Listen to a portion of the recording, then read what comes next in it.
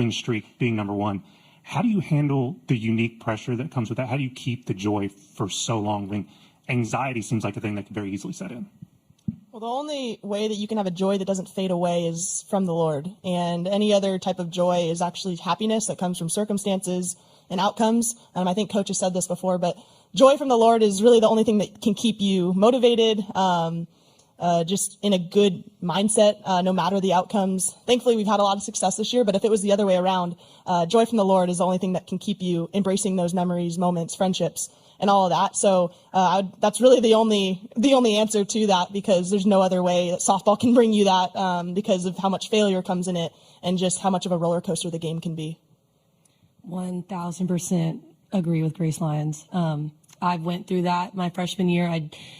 I was so happy to win the college. I've talked about this before, but I was just so happy that we won the College World Series, but I didn't feel joy. I didn't know what to do the next day. I didn't know what to do for that following week. I didn't feel filled. And I had to find Christ in that. And I think that is what makes our team so strong, is that we're not afraid to lose, because if it's not the end of the world if we do lose. Yes, obviously we've worked our butts off to be here and we want to win, but it's not the end of the world because our life is in Christ, and that's all that matters.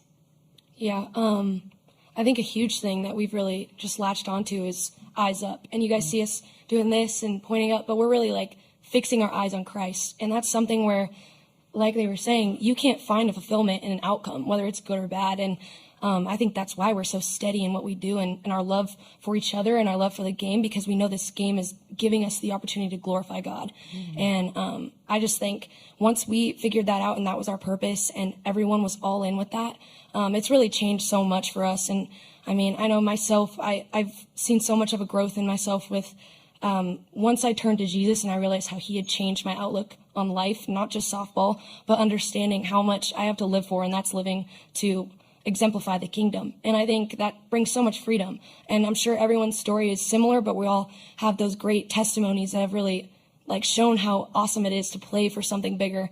And I think that's just what brings me so much joy. And no matter the outcome, whether we get a trophy in the end or not, this isn't our home. And I think that's what's amazing about it, is we have so much more.